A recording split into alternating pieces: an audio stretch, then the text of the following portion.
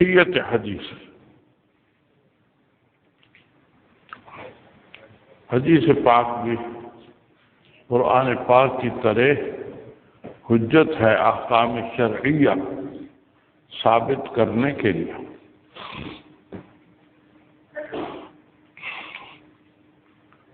اس کی ایک دلیل تو یہ آیت ہے، اِنَّا نَحْنُ نَزَّلْنَا الذِّكْرَ وَإِنَّا لَهُ لَحَافِظُونَ۔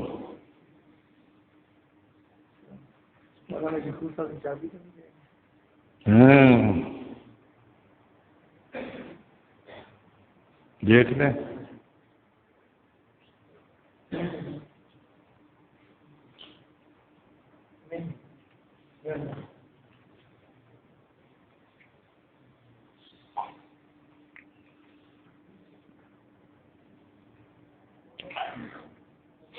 اِنَّا نَحْنُ نَزَّلْنَا الذِّكْرَ وَإِنَّا لَهُ لَحَافِظُونَ۔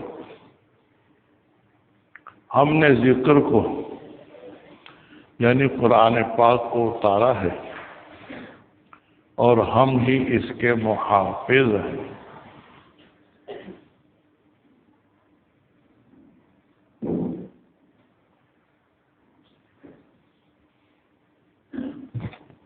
پہلی کتابوں کو لوگوں نے بدل دیا کیونکہ انسان تغیر پسند ہے۔ کل جدید لذیذ، کل جدید لذیذ، انسان کو ہر نئی چیز اچھی معلوم ہے، ہر نئی چیز اچھی معلوم ہوتی ہے، اس لیے انسان کتابوں کو بھی بدل دیتا ہے، نئی چیزیں بنا لیتا ہے۔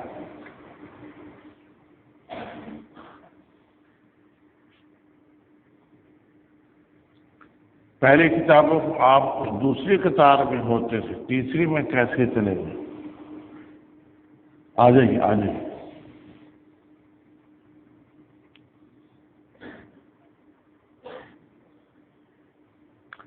جی ہاں جی ہاں، انسان تغیر پسند ہونے کی وجہ سے کتابوں کو بھی بدل دیتا تھا، اس لیے آسمانی کتابیں انسانوں نے بدل دی، توراۃ، انجیل، زبور، اس کے الفاظ بدل دیے، مضامین بدل دیے۔ یہ چونکہ آخری کتاب تھی قرآن پاک، اس کے بعد کوئی نئی کتاب نازل نہیں ہونی تھی، قیامت تک یہی باقی رہنی تھی، اسی کے احکام باقی رہنے تھے۔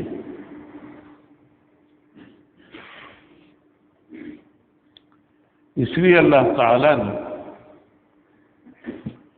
اس کتاب کی حفاظت کا خود وعدہ فرما لیا، اِنَّا نَحْنُ نَزَّلْنَا الذِّكْرَ وَإِنَّا لَهُ لَحَافِظُونَ۔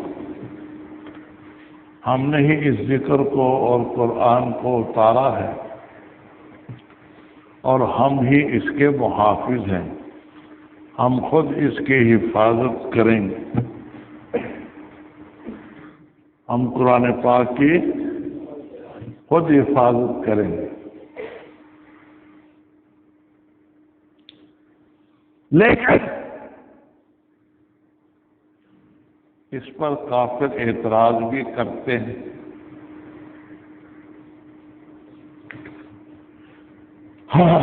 جب انگریزوں نے ہندوستان کو فتح کیا تو دیکھا کہ یہاں مسلمانوں کے علماء ہمارے بڑے مخالف ہیں، تو انہوں نے علماء کو زیر کرنے کے لیے انگلینڈ سے پادری منگوائے انگریزوں نے، کہ تم مسلمانوں کے علماء سے مناظرے کرو اور ان کو ہراؤ تاکہ ان کا زور ختم ہو جائے اور ہماری حکومت پر کوئی اشکال نہ ہو، کوئی اعتراض نہ کر سکے۔ چنانچہ پادری آئے اور وہ مسلمان علماء سے مناظرے کرتے تھے۔ ایک دفعہ انہوں نے مناظرے میں یہ اعتراض کر دیا کہ تم کہتے ہو کہ قرآن پاک کی حفاظت اللہ تعالیٰ خود کرتے ہیں، پہلی کتابوں کی حفاظت کا وعدہ نہیں فرمایا تھا، اس کتاب کی حفاظت کا وعدہ فرما لیا ہے۔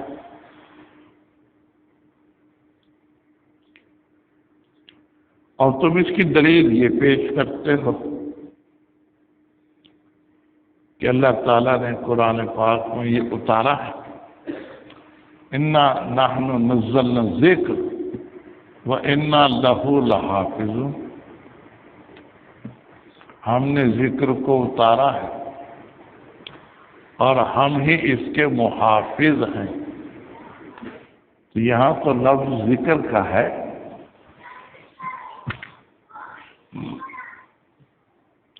اور ذکر کے دو معنی آتے ہیں، یاد کرنے کی چیز اور نصیحت پکڑنے کی چیز۔ تو یاد کرنے کی چیز جیسے قرآن پاک ہے، ایسی تورات و انجیل کی تو یاد کرنے کی چیزیں ہیں۔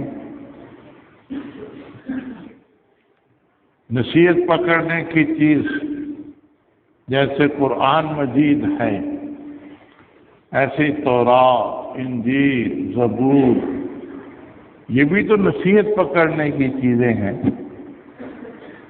تو اگر وعدہ ہے تو سب کی حفاظت کا ہے، اگر نہیں تو کسی کی حفاظت کا بھی وعدہ نہیں ہے۔ تم کیسے کہتے ہو کہ قرآن پاک کی حفاظت کا تو وعدہ فرمایا ہے اور پہلی کتابوں کی حفاظت کا وعدہ نہیں فرمایا تھا؟ یہ تو کہنا ٹھیک نہیں۔ اگر وہ حفاظت کا وعدہ ہے تو سب کا ہے، نہیں ہے تو کسی کا بھی نہیں۔ علماء اس کا جواب سوچ رہے تھے کہ اتنے میں حضرت مولانا محمد قاسم صاحب نانوتوی، جو بانی دیوبند تھے، وہ ادھر تشریف لے آئے، اللہ تعالیٰ نے بھیج دیا۔ وہ بالکل سادہ لباس میں ہوتے تھے، کوئی دیکھ کر پہچان نہیں سکتا تھا کہ یہ تو بڑے عالم ہوں گے، ایک دیہاتی آدمی نظر آتے تھے، اور نام بھی کوئی پوچھتا تو خورشید بتا دیتے۔ بچپن میں ان کا نام پہلے خورشید رکھا گیا تھا۔ کوئی پوچھتا کہ آپ کہاں کے ہیں تو فرماتے الہ آباد میں ہوں، حالانکہ نانوتوی تھے۔ نانوتا ایک قصبہ ہے جو دیوبند کے قریب ہے، وہاں کے ہیں، لیکن کہتے کہ میں الہ آبادی ہوں۔ کیا کہتے ہیں نئے آنے والے صاحب؟ کچھ پتہ نہیں، الہ آبادی ہوں۔ کہتے کہ میں الہ آبادی ہوں۔ کسی نے کہا حضرت آپ الہ آبادی کیوں کہتے ہیں؟ الہ آباد تو الگ ہے، نانوتا الگ ہے، آپ تو نانوتے کے ہیں، الہ آباد کے تو آپ نہیں ہیں۔ تو فرماتے کہ نانوتا اللہ تعالیٰ نے آباد نہیں کیا، الہ آباد، وہ بھی الہ کا آباد کیا ہوا ہے، وہ بھی اللہ تعالیٰ کا آباد کیا ہوا ہے۔ اس لیے اگر میں کہہ دوں کہ میں الہ آبادی ہوں تو کوئی حرج نہیں ہے، اپنے آپ کو چھپاتے تھے۔ جی ہاں جی ہاں جی ہاں۔ تو یہاں تشریف لے آئے، علماء مناظرہ کر رہے تھے، سوچ رہے تھے کہ اس کا ہم کیا جواب دیں۔ پوچھا کیوں گھبرائے ہوئے ہو، کیا سوچ رہے ہو؟ کہا تم کیا بتاؤ گے، سمجھاتی آدمی، تم کیا بتاؤ گے، ہم ایک مشکل سوال کا جواب سوچ رہے ہیں۔ کیا نہیں مجھے بتاؤ تو صحیح، شاید میں تمہاری امداد کروں، کوئی تھوڑی بہت۔ انہوں نے بتا دیا، سنو یہ کوئی سوال ہے، یہ کوئی اعتراض ہے، میں جواب دیتا ہوں۔ کھڑے ہو گئے اور میں کہ تم نے کیا اعتراض کر دیا؟ آپ نے سنانا ہے۔ یہ مجھے یاد آ گیا،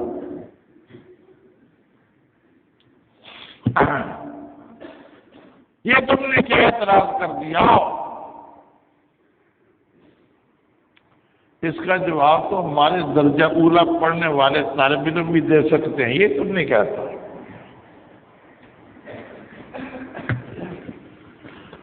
درجہ اولا میں ابواب کے خاصے پڑھائے جاتے ہیں، ابواب کے خاصے۔ یہاں ہے انا نحن نزلنا، باب تفعیل ہے، تفعیل کا خاصہ ہے تدریج، نزلنا آہستہ آہستہ ہم نے اتارا،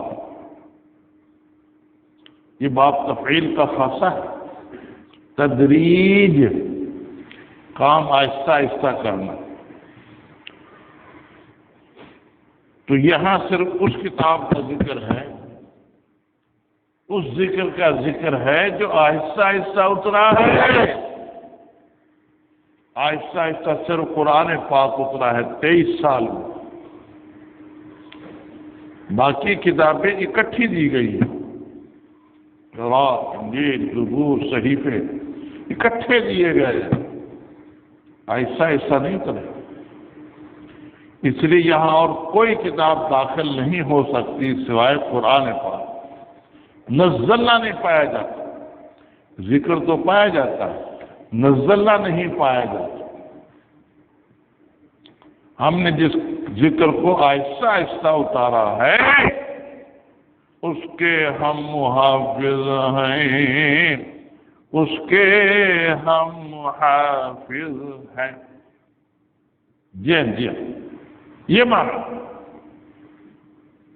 اسے قرآن پاک کی حفاظت کا وعدہ ہے، دوسری کتابوں کی حفاظت کا وعدہ نہیں ہے۔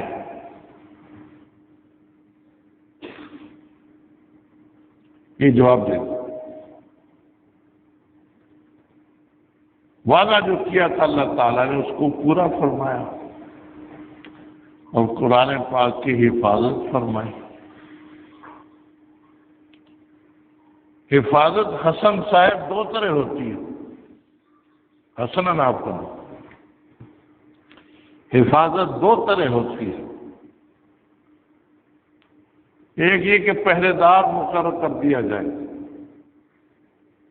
کوئی اس چیز کو چھیڑ نہ سکے، پہرے دار مقرر حفاظت کے لیے، اور ایک ہوتا ہے کہ خود اس چیز کو اتنا مضبوط بنا دیا جائے کہ کوئی اس کو چرا نہ سکے، خراب نہ کر سکے۔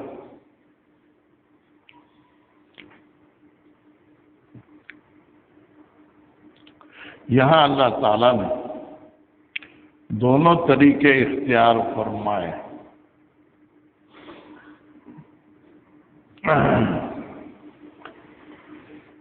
چوکیدار بھی مقرر فرما دیے اور چیز کو بھی مضبوط بنا دیا۔ چوکیدار کیسے مقرر فرمائے؟ یوں فرما دیا نبی پاک صلی اللہ علیہ وسلم نے، ان اللہ یبعث لهذه الامة على رأس كل 100 سنة من يجدد لها دینها، کہ اللہ تعالی ہر 100 سال کے کنارے پر ایسے حضرات مقرر فرمائیں گے جو دین کی تجدید کریں گے۔ تجدید کے معنی یہ نہیں کہ نئی باتیں داخل کریں گے، تجدید کے معنی ہے صاف ستھرا بنا دیں گے، جیسے دھوبی میل کچین اتار کر اصل کپڑے کو صاف ستھرا کر کے دے دیتا ہے،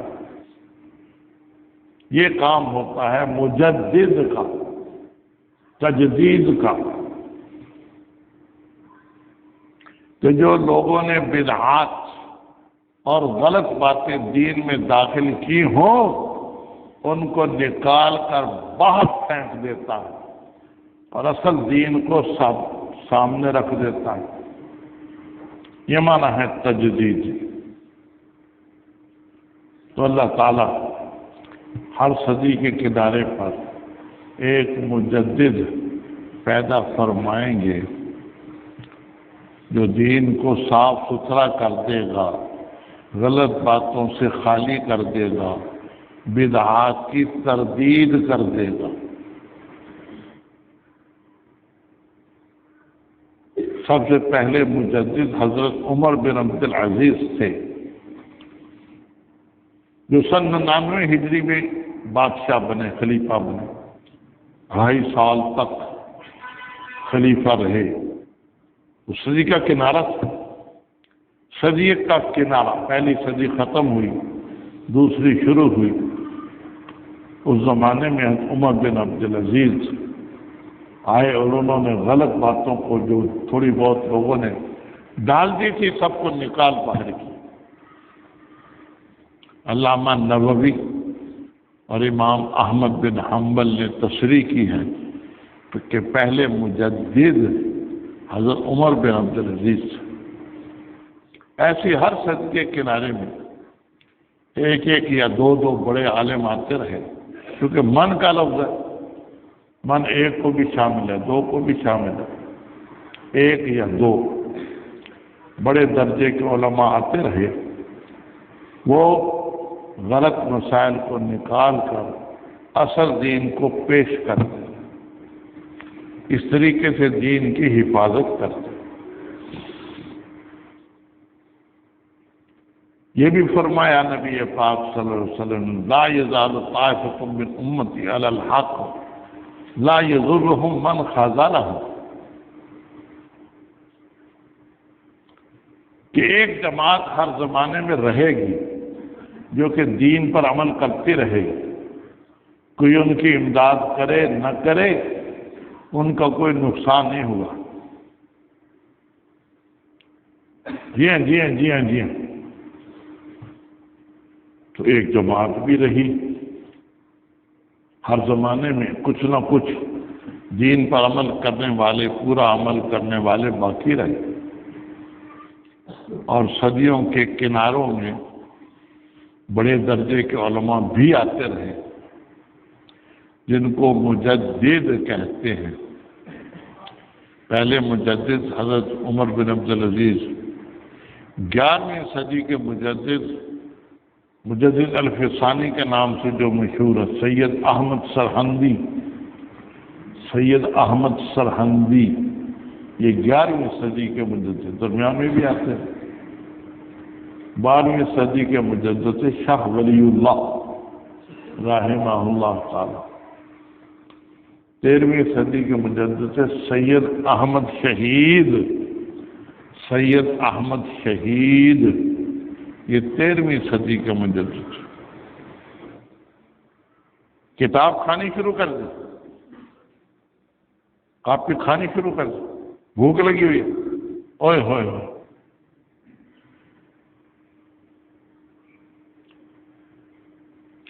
جی ہاں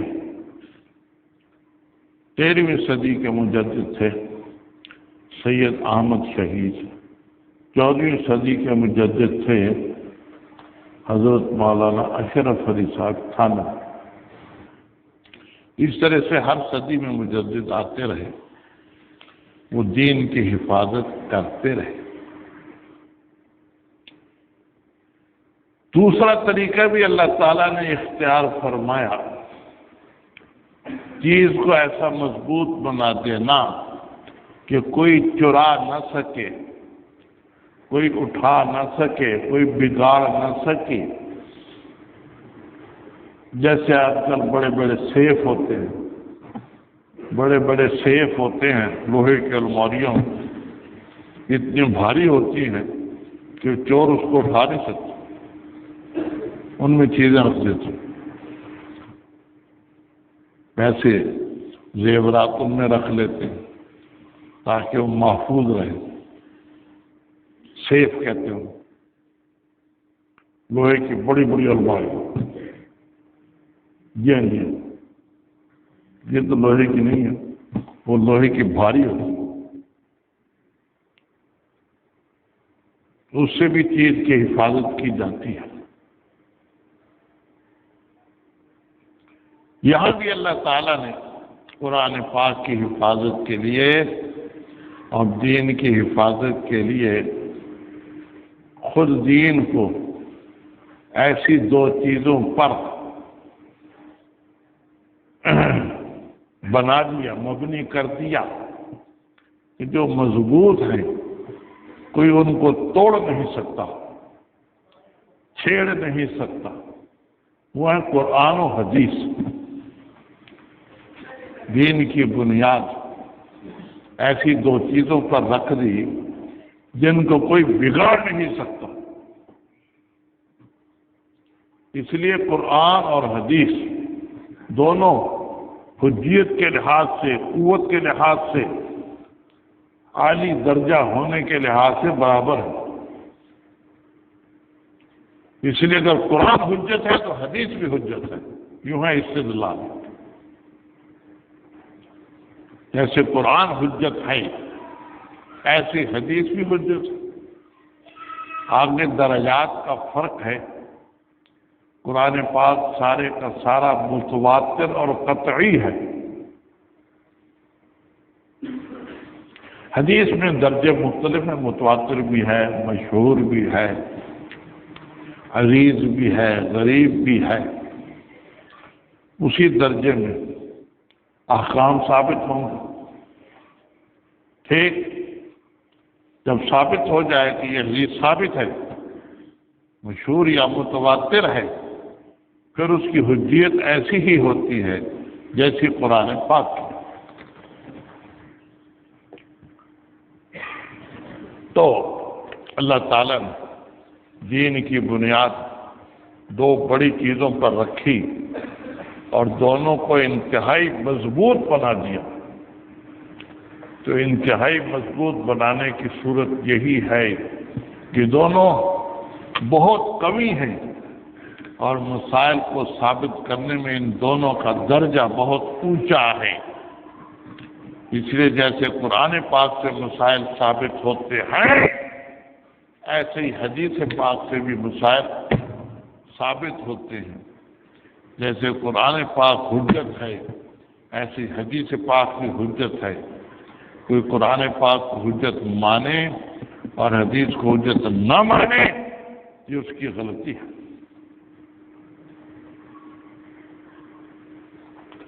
ایک تو بہت بڑی دلیل یہ ہو گئی حجیت حدیث کی۔ اس کے علاوہ بھی ہمارے پاس چند قسم کے دلائل ہیں جن سے حدیث کی حجیت ثابت ہوتی ہے۔ ایک قسم ہے آیات، بہت سی آیات صراحتاً دلالت کرتی ہیں کہ حدیث حجت ہے۔ ان میں سے چند آپ کو بتا دیتے ہیں۔ من یطع الرسول فقد اطاع اللہ من يطع الرسول فقد اطاع اللہ، جو رسول کی اطاعت کرتا ہے وہ اللہ تعالیٰ کی اطاعت کرتا ہے۔ رسول کی اطاعت کیا ہے؟ حدیث پر عمل کرنا، ٹھیک؟ تو یہ بتا دیا کہ حدیث پر عمل کرنا ایسا ہی ضروری ہے جیسے قرآن پاک پر عمل کرنا ہے۔ حدیث پر عمل کرنا یہ قرآن پاک پر عمل کرنا ہی ہے۔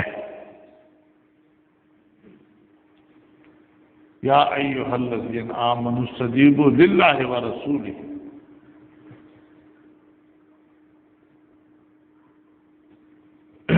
استجیبوا للہ ورسولہ۔ جی ہاں جی ہاں، یہاں بھی یہی حکم ہے، بات مانو اللہ تعالیٰ کی اور رسول اللہ صلی اللہ علیہ وسلم۔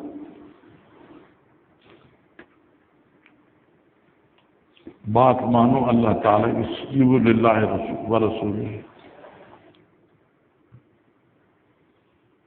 مانو بات۔ استجیبوا کا نا ماننے کے ہوتے ہیں۔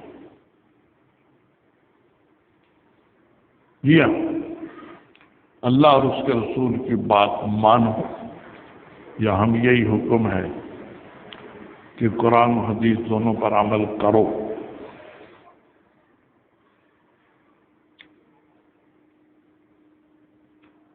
ایسے ہی حق تعالیٰ کا حکم ہے، وَمَا كَانَ لِمُؤْمِنٍ وَلَا مُؤْمِنَةٍ إِذَا قَضَى اللَّهُ وَرَسُولُهُ أَمْرًا أَن يَكُونَ لَهُمُ الْخِيَرَةُ مِنْ أَمْرِهِمْ۔ جی ہاں جی ہاں، جب اللہ کے رسول حکم دے دیں تو کسی مومن مرد و عورت کو یہ اختیار نہیں ہوتا کہ وہ اس پر عمل نہ کرے، اس پر عمل کرنا ضروری۔ جی ہاں جی ہاں جی ہاں،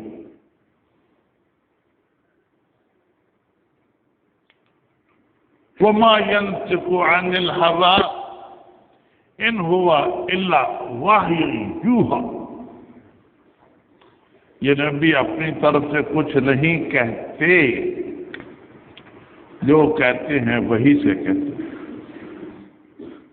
یہ بھی صریح ہے کہ نبی پاک صلی اللہ علیہ وسلم کا ارشاد وہی سے ہوتا، وہی سے ہوتا، اس لیے اس کا ماننا ضروری ہے۔ وَأَطِیعُوا اللَّهَ وَأَطِیعُوا الرَّسُولَ، یہ تو جا بجا ہے قرآن پاک۔ وَأَطِیعُوا اللَّهَ وَأَطِیعُوا الرَّسُولَ، اطاعت کرو اللہ تعالیٰ کی۔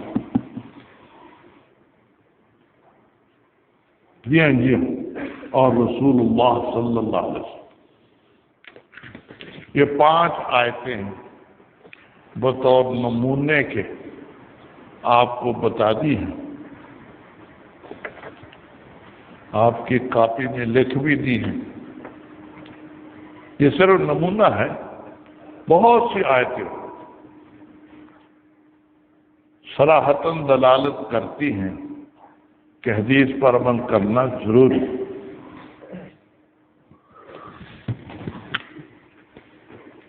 تو ایک قسم دلائل کی یہ ہوئی کہ ہم آیتیں پیش کرتے ہیں، ہم آیتیں پیش کرتے ہیں جو حدیث کی حجیت پر دلالت کرتی ہیں۔ دوسری قسم وہ دلیلیں ہیں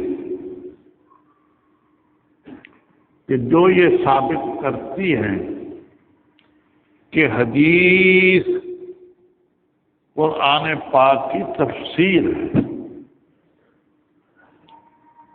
اسی لیے جیسے قرآن پاک پر عمل کرنا ضروری ہے، ایسی اس کی تفسیر حدیث پاک پر عمل کرنا بھی ضروری ہے۔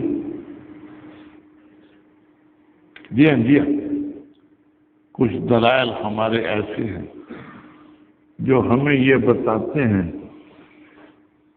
کہ حدیث تفسیر قرآن ہے۔ حدیث کیا ہے؟ تفسیر قرآن ہے۔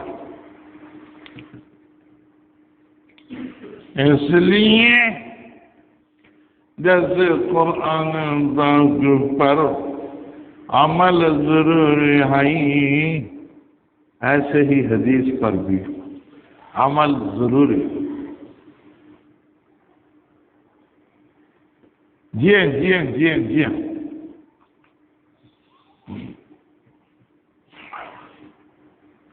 اس کی ایک تقریر یہ ہے کہ اللہ تعالیٰ کی ذات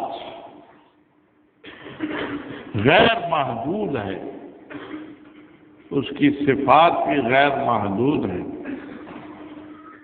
کلام اللہ درجہ نفسی میں اللہ تعالیٰ کی صفت ہے، اصل تو وہی قرآن ہے۔ الفاظ اس پر دلالت کرتے ہیں، الفاظ اس پر دلالت کرتے ہیں۔ حق تعالیٰ کی ذات بھی غیر محدود، ان کی صفات بھی غیر محدود۔ انسان اپنی ذات اور صفات کے لحاظ سے محدود ہے۔ ایک محدود انسان اللہ تعالیٰ کی صفت غیر محدود کو کیسے جان سکتا ہے؟ اس لیے درمیان میں ایک واسطے کی ضرورت ہے جو ہو تو محدود لیکن ذات غیر محدود سے اس کا کبھی تعلق ہو، اس کبھی تعلق کی وجہ سے وہ ذات کی کلام کو سمجھے اور ہمیں بتائے۔ وہ نبی کی ذات ہوتی جو ہے تو محدود انسان ہے، لیکن اس کا تعلق اللہ تعالیٰ کی ذات سے بہت زیادہ ہوتا ہے۔ وہ لامحدود ذات سے تعلق بہت کمی رکھنے والی ذات ہوتی ہے، اس لیے وہ ذات کی کلام کو سمجھتی ہے اور سمجھ کر ہمیں بتاتی کہ اس کے یہ معنی ہے، اس کے یہ معنی ہے، اس کے یہ معنی ہے۔ اس لحاظ سے بھی قرآن پاک کی تفسیر حدیث پاک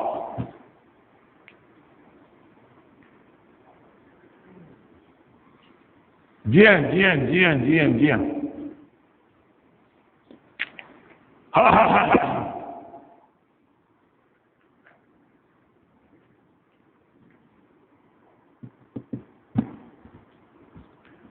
دوسرا استدلال یوں ہے کہ قرآن پاک ایک کلام معجز ہے، معجزہ ہے۔ قرآن پاک ایک معجزہ ہے، ایک کلام معجز ہے۔ کیوں معجز ہے؟ کیسے معلوم ہوا کہ معجز ہے؟ کیسے معلوم ہوا کہ معجز ہے؟ اس کی 5 تقریریں، کتنے؟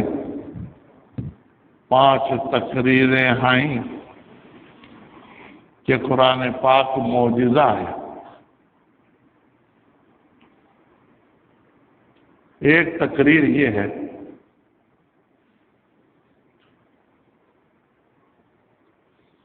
کہ قرآن پاک میں چھوٹی چھوٹی عبارتوں میں فصاحت و بلاغت کے اتنے زیادہ اصول جمع کیے گئے ہیں فصاحت و بلاغت کے،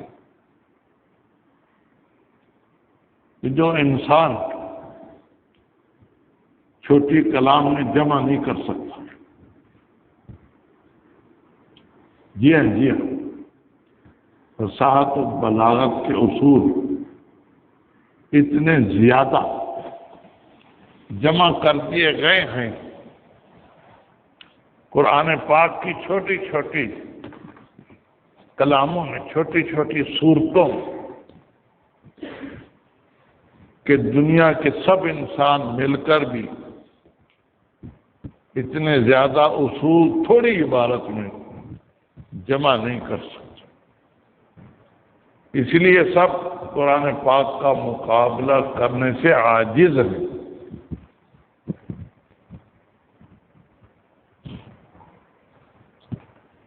دوسری تقریر یہ ہے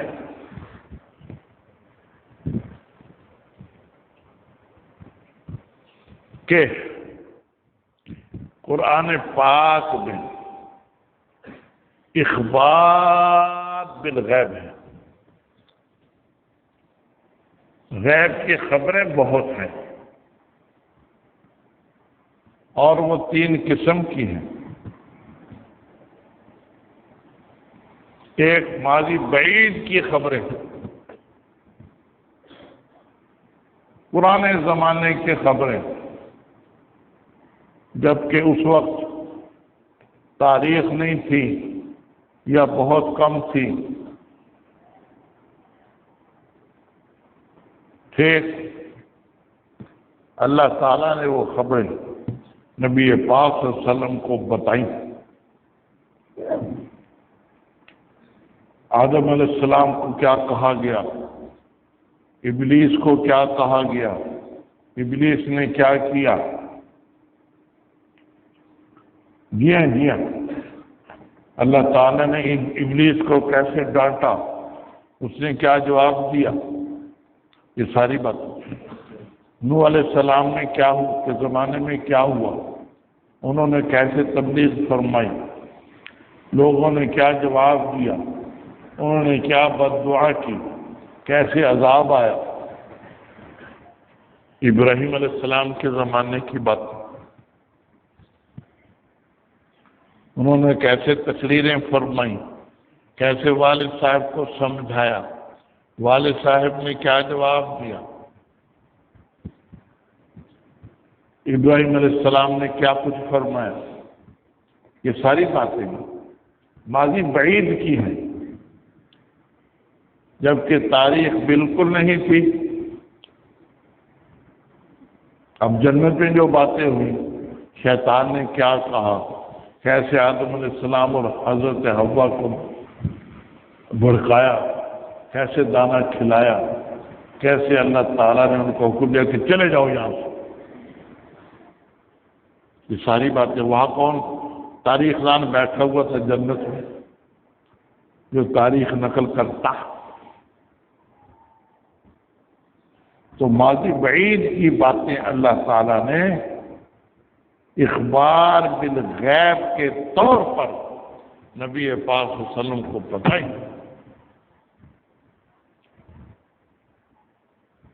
ٹھیک، دوسری قسم اخبار بالغیب کی ہے آئندہ استقبال قریب کی باتیں۔ غلبت الروم فی ادنى الارض وهم من بعد غلبهم سيغلبون في بضع سنين لله الامر من قبل ومن بعد ويومئذ يفرح المؤمنون بالنصر الله۔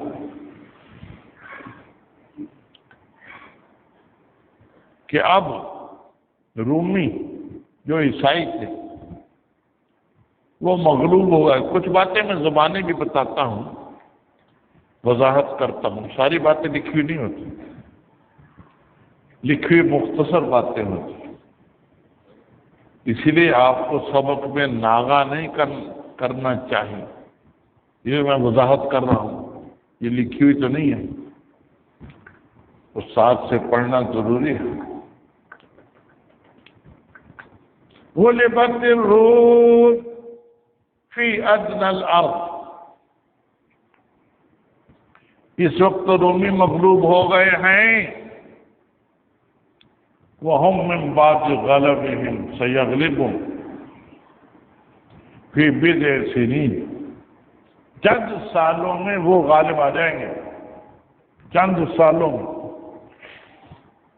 روم میں عیسائی رہتے تھے، یہ ایرانیوں سے لڑے تو شکست ہو گئی عیسائیوں کو، اس کو اللہ تعالیٰ ذکر فرمائے۔ فی بضع سنین، چند سالوں کے بعد پھر لڑائی ہوگی، پھر رومی غالب آئیں گے۔ یومئذ یفرح المؤمنون بنصر اللہ، اور وہ ایسا دن ہوگا جبکہ مسلمان بھی خوش ہوں گے اللہ تعالیٰ کی امداد کی وجہ سے۔ چنانچہ پھر جو لڑائی ہوئی اس میں رومی غالب آئے، اور غالب آنے کا دن وہی تھا جس میں غزوہ بدر ہوا، مسلمان بھی غالب آئے مشرکین مکہ پر۔ یومئذ یفرح المؤمنون بنصر اللہ، اللہ تعالیٰ کی امداد سے اسی دن مومن بھی خوش ہوں گے۔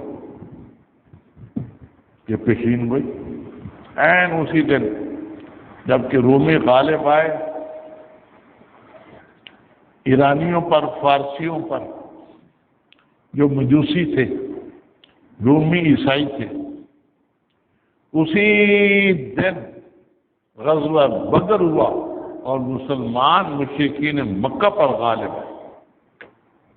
اس کی پیشین میں پہلے فرما دی۔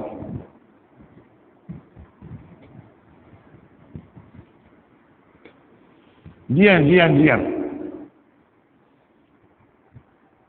وَإِن كُنتُمْ فِي رَيْبٍ مِّمَّا نَزَّلْنَا عَلَىٰ عَبْدِنَا فَأْتُوا بِسُورَةٍ مِّن مِّثْلِهِ وَادْعُوا شُهَدَاءَكُم مِّن دُونِ اللَّهِ إِن كُنتُمْ صَادِقِينَ فَإِن لَّمْ تَفْعَلُوا وَلَن تَفْعَلُوا، یہ بھی پیشین ہوئی ہے۔ قرآن پاک جیسی کتاب بنا لاؤ، فَإِن لَّمْ تَفْعَلُوا وَلَن تَفْعَلُوا، اگر نہ بنا سکو اور ہم اعلان کرتے کہ تم نہیں بنا سکو گے۔ یہ پیشین ہوئی ہے، تم نہیں بنا سکتے۔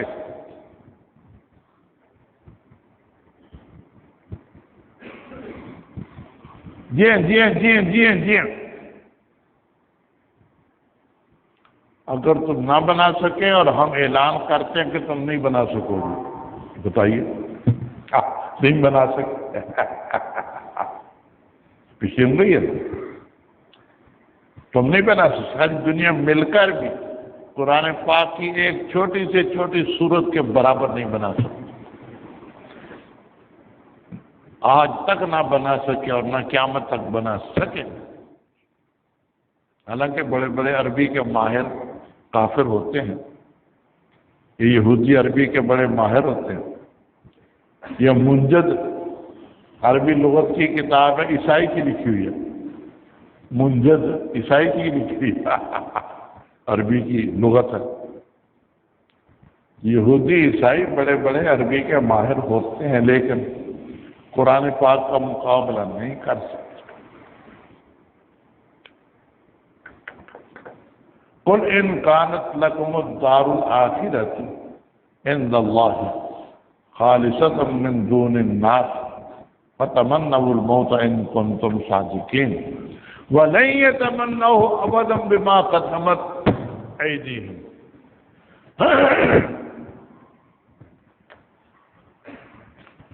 مدینہ منورہ سے یہودیوں کو خطاب ہے کہ اگر تم یہ کہتے ہو کہ جنتی ہم ہی ہیں، جنتی ہم ہی ہیں، فتمنوا الموت، تو اچھا پھر موت کی تمنا کر دو ہمارے سامنے آ کر کہ یا اللہ ہمیں موت دے دیجیے، وَلَن يَتَمَنَّهُ أَبَدًا، یہ جو چند یہودی ہیں مدینہ منورہ کے، یہ کبھی بھی تمنا نہیں کریں گے، یہ پیشین گوئی نہیں کریں گے تمنا۔ ہم کہتے کرو، ہمارے سامنے کہہ دو یا اللہ ہمیں موت دے دو، موت دروازہ ہے آخرت کا۔ جب آخرت تمہاری ہے تو پھر آخرت میں جانے کی تمنا کر دو، ذرا ایک دفعہ کہہ دو ہمارے سامنے یا اللہ موت دے دیجیے، ہم سمجھیں گے تم سچے ہم جھوٹے، یہ فرما دیا۔ تو جھوٹ موٹ ہی آ کر کہہ دیتے جھوٹ موٹ ہی کہہ دے یا اللہ ہمیں موت دے دیجیے، لیکن نہیں کہا، کیوں؟ فرما دیا تو وَلَن يَتَمَنَّوْا أَبَدًا بِمَا قَدَّمَتْ أَيْدِيهِمْ، یہ نہیں کہیں گے، یہ نہیں کہیں گے، نہیں کہہ سکتے۔ ٹھیک، یہ استقبال قریب کی خبریں، غیب کی خبریں۔ تیسری قسم ہے اخبار بالغیب کی آخرت کی خبریں، جنت کی، دوزخ کی، قیامت کی۔ اللہ تعالیٰ نے کئی خبریں دی ہیں قرآن پاک میں۔ شیطان یوں تقریر کرے گا، وقال الشیطان لما قضی الامر ان اللہ وعدکم وعد الحق ووعدتکم فاخلفتکم۔ شیطان تقریر کرے گا دوزخ میں قیامت کے بعد، ٹھیک؟ اہل جنت یوں کہیں گے، ونادى اصحاب الجنة اصحاب النار قد وجدنا ما وعدنا ربنا حقا قال وجدتم ما وعد ربكم حقا قالوا نعم۔ جو جنتی دو دوسروں سے باتیں کریں گے آخرت میں، ونادى اصحاب النار اصحاب الجنة ان افیضوا علینا من الماء اور مما رزقکم اللہ۔ دوست کی کہیں گے جنتیوں سے ہمیں کچھ تھوڑا سا پانی تو دے دے، تھوڑی سی کھانے کی چیزیں تو دے دے۔ کب کہیں گے؟ آخرت۔ تو یہ آخرت کی پیشین گوئیاں، غیب کی خبریں ہیں، ان میں سے کسی کی تردید نہیں کر سکے یہودی عیسائی۔ ان کے پاس بھی تو آسمانی کتابیں تھیں، وہ کہتے کہ نہیں یہ غلط ہے، ہماری آسمانی کتاب میں اس کے خلاف لکھا ہے، یوں کہہ سکتے تھے، لیکن کسی نے نہیں کہا۔ یہودیوں کے پاس، عیسائیوں کے پاس تورات و انجیل تھے نا، تو وہ کہہ سکتے تھے کہ یہ قرآن پاک میں جو آخرت کی، جنت کی، دوزخ کی خبریں ہیں یہ ٹھیک نہیں ہے، دیکھو انجیل میں اس کے خلاف لکھا ہے، تورات میں اس کے خلاف لکھا ہے، لیکن کسی کو کہنے کی جرت نہیں ہوئی۔ اس لیے یہ بھی اخبار بالغیب، غیب کی خبریں۔ تو دوسری وجہ یہاں قرآن پاک کے معجزہ ہونے کی، بہت اہم مسئلہ ہے، قرآن پاک کیوں معجزہ ہے؟ میں اس کی تقریر کر رہا ہوں، وہ یہاں لکھی ہوئی نہیں ہے تفصیل سے، لیکن آپ کو سمجھا رہا ہوں، ٹھیک؟ دو وجہ ہوں گی۔ فصاحت و بلاغت کے اصول بہت زیادہ ہیں قرآن پاک۔ دوسرے غیب کی خبریں تین قسم کی قرآن پاک میں۔ تیسرے اسلوب بدیع، اسلوب بدیع، عجیب و غریب طرز بیان ہے قرآن پاک، ایسا اسلوب کوئی نہیں بنا سکتا۔ ناراضگی کی باتیں ہوتی ہیں، دوزخ والوں کو یوں عذاب ہوگا، یوں عذاب ہوگا، یوں عذاب ہوگا، الا من تاب، لیکن مومنین اس سے مستثنی ہیں، ان کو یوں راحت ملے گی، یوں راحت ملے گی۔ کئی جگہ ایسے ہیں کہ کافروں کے عذاب کے ساتھ ہی مومنوں کی خوشخبریاں بھی ہیں۔ انسان کی طاقت میں یہ نہیں ہوتا جب غصے میں بیٹھا ہو تو خوشی کی باتیں بھی ساتھ ہی شروع کر دے. غصے میں تو کوئی سلام بھی کرے تو کہتے ہیں تم نے اسی وقت میں سلام کرنا تھا جب میں غصے میں تھا. سلام کا جواب دینا مشکل ہوتا. جی ہاں جی ہاں جی ہاں. ایسے ہی اسلوب غریب، عجیب و غریب طرز اس میں یہ بھی داخل ہے کہ قرآن پاک میں کسی سے بھی ڈرنا اور دبنا نہیں پایا جاتا، اور اس کا اقرار کیا ہے کافروں نے بھی کہ یہ کلام تو ایسی ذات کی ہے جو کسی سے ڈرتا ہی نہیں، جو کسی سے دبتا ہی نہیں. انسان میں یہ نہیں ہو سکتا کسی سے نہ ڈرے، کسی سے نہ ڈرے. باپ اپنے بیٹوں سے ڈرتا ہے کہ مجھے قتل ہی نہ کر دے وراثت کے لالچ میں. بادشاہ اپنے ماتحتوں سے ڈرتا ہے، دوسرے بادشاہوں سے ڈرتا ہے. افسر اپنے ماتحتوں سے ڈرتا ہے کہیں مجھے قتل ہی نہ کر دے. تو انسانوں میں کوئی بھی ایسا نہیں ہے جو بالکل کسی سے نہ ڈرے، لیکن قرآن پاک کا طرز ایسا ہے کہ کسی سے بھی اللہ تعالیٰ نہیں ڈرتے. بے شمار مشرکین، قطر مشرکین ڈرو سے نہ ڈرو. حالانکہ کافروں سے دنیا بھری ہوئی ہے، مسلمان تو تھوڑے سے ٹھیک. کسی سے ڈرتا نہیں ہے، اللہ تعالیٰ کسی سے نہیں ڈرتے. قرآن پاک کا طرز ایسا ہے کہ کسی سے بھی ڈرنا نہیں پایا جاتا. قیل یا ارض ابلعی ماءک ویا سماء اقلعی وغیض الماء وقضی الامر.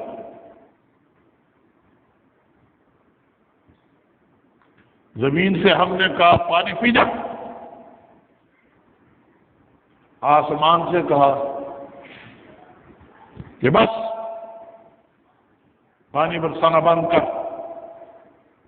اب زمین کو حکم ہو رہا ہے، بادلوں کو حکم ہو رہا ہے. انسان ایسا کہاں کر سکتا ہے؟ جی ہاں جی ہاں جی ہاں جی ہاں. ایک یہودی تھا، اس نے ارادہ کیا کہ میں قرآن پاک کے مقابلے میں کچھ آیتیں بناؤں، کچھ جملے بناؤں. لیکن وہ ایک دفعہ جا رہا تھا، کوئی بچہ قرآن شریف پڑھ رہا تھا، اس بچے نے یہ آیت پڑھی وقیل یا ارض ابلعی ماءک ویا سماء اقلعی. ایک دم ڈر گیا وہ یہودی. ہیں اس میں تو یہ ہے، قرآن میں تو یہ ہے اے زمین تو اپنا پانی پی لے، اے بادلو برسنا بند کر دو. اب میں یہ ایسے الفاظ کیسے کہوں؟ میں کیسے زمین سے باتیں کروں، آسمان سے اور بادلوں سے باتیں؟ وہیں رہ رک گیا. میں نہیں لکھ سکتا، قرآن کے مقابلے میں نہیں لکھ سکتا.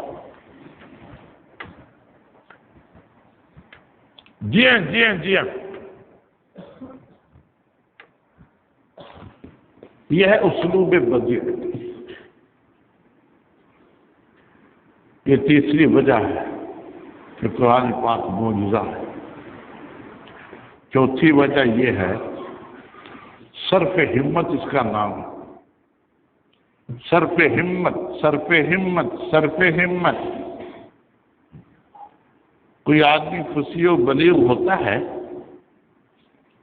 لیکن اگر وہ قرآن پاک کا مقابلہ کرنے کا ارادہ کرے اور کچھ جملے بنانے کا ارادہ کرے تو اس کا دماغ کمزور کر دیا جاتا ہے. ختم کرو، کیا کرتے ہو؟ یہ کون کرتا ہے؟ اللہ تعالیٰ کرتے ہیں.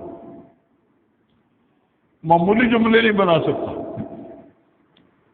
جو قرآن پاک کا مقابلہ کرنے کا ارادہ کرتا ہے اس کے دماغ کو اللہ تعالیٰ کمزور کر دیتے ہیں. وہ معمولی جملے بولنے پر قادر نہیں رہتا. اعلیٰ درجے کے تو کیا بولے گا. اس کا نام ہے صرف ہمت. اللہ تعالیٰ اس کے دماغ کو کمزور کر دیتے ہیں.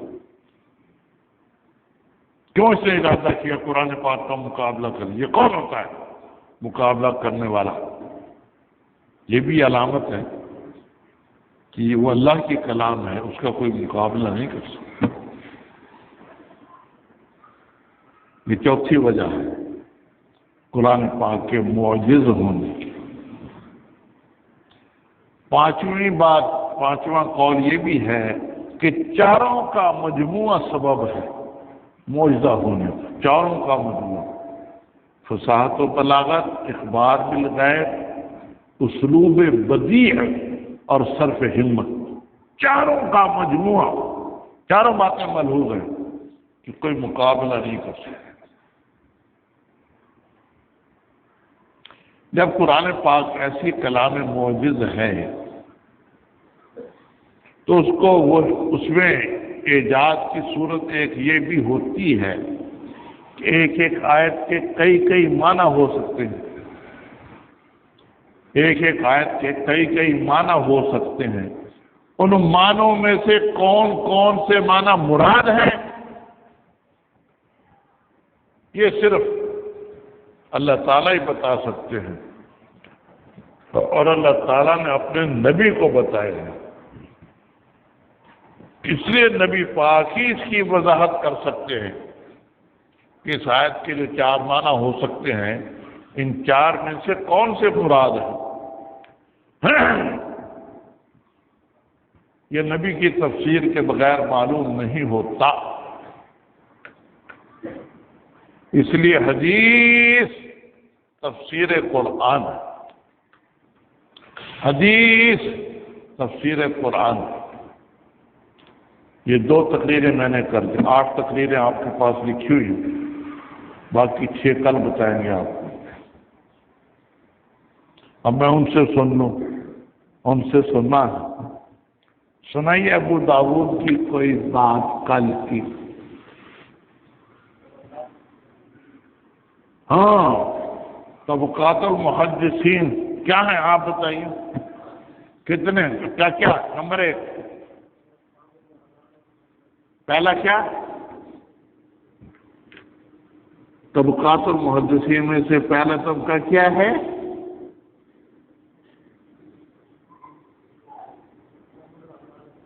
یہ پہلا طبقہ کیا ہے؟ کیا؟ وہ ہے طبقات الروات. انہوں نے شروع کیا طبقات المحدثین. معاف کیجیے، معاف کیجیے.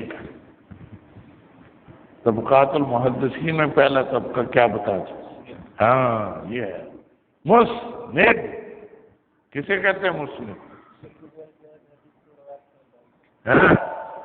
دوسرا طبقہ محدث کسے کہتے ہیں؟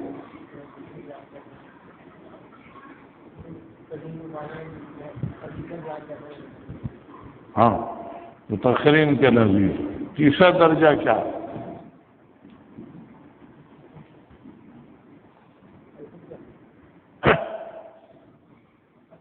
حافظ. آپ بخاری شریف کی کوئی بات بتائیں.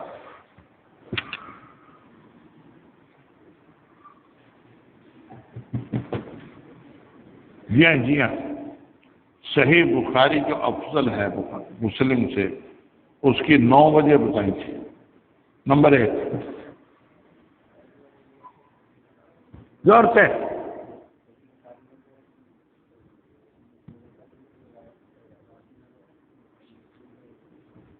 دوسری وجہ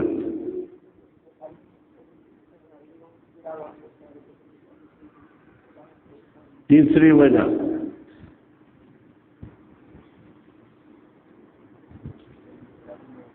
یہ